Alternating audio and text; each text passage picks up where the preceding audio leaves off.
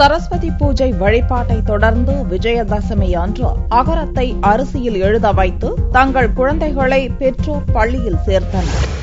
கல்வி கடவுள் சரஸ்வதிக்கு இந்தியாவிலேயே தனி கோவில் அமைந்துள்ள இடம் திருவாரூர் கூத்தனூர் சரஸ்வதி கோவில் மட்டுமே.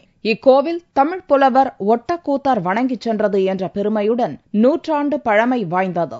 ஆயுத பூஜை மற்றும் விஜயதசமியை முன்னிட்டு இக்கோவிலில் சிறப்பு பூஜைகள் வழிபாடுகள் நடந்தன.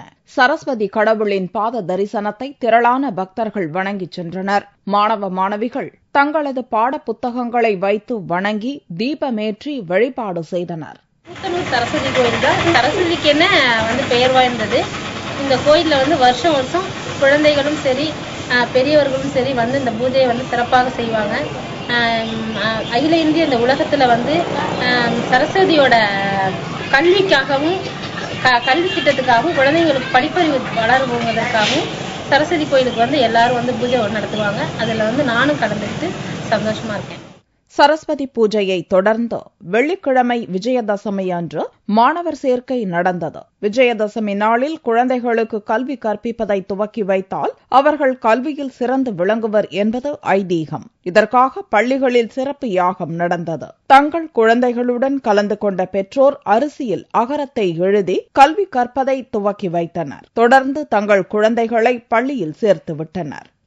விஜயதசமி அன்று நமது குழந்தைகளுக்கு அட்சராபியாசம் என்ற முறையிலே நெல்மணி அல்லது அரிசியிலே ஆ என்ற எழுத்து அல்லது ஓம் என்ற எழுத்தை எழுதும் பொழுது அவர்கள் எதிர்கால வாழ்க்கையில் தங்கள் படிப்பில் சிறந்து விளங்குவார்கள் என்று ஐதீகம்.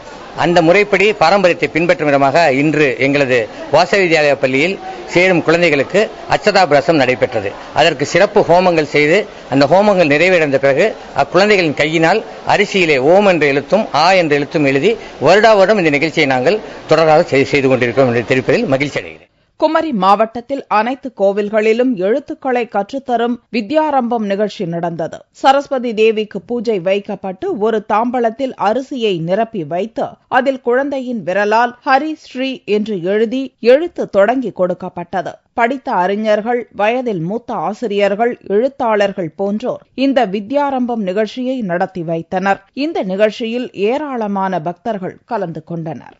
நவராத்திரி அதனோட இறுதி நாள் விஜயதசமி அன்னைக்கு நம்ம ஏடு தொடங்கி குழந்தைக்கு கல்வி அறிவு கொடுக்கறதுக்காக கடவுளோட அருட்கிரகம் வேணும் அப்படின்றதுக்காகவும் இந்த வனமாலீஸ்வரர் கோயிலுக்கு நாங்க வந்திருக்கிறோம். இங்க என்ன பண்ணுவாங்கன்னா தங்க ஊசியில தேனை தடவி குழந்தையோட நாவுல சரஸ்வதியோட அருளை ஊசி மூலமா நமக்கு அருள் கொடுக்கறாங்க. நாடு முழுவதும் வெள்ளியன்று வித்யாரம்பம் நிகழ்ச்சி நடந்தது. விஜயதசமியை முன்னிட்டு பள்ளிகளில் மாணவர் சேர்க்கையும் நிகழ்ந்தது.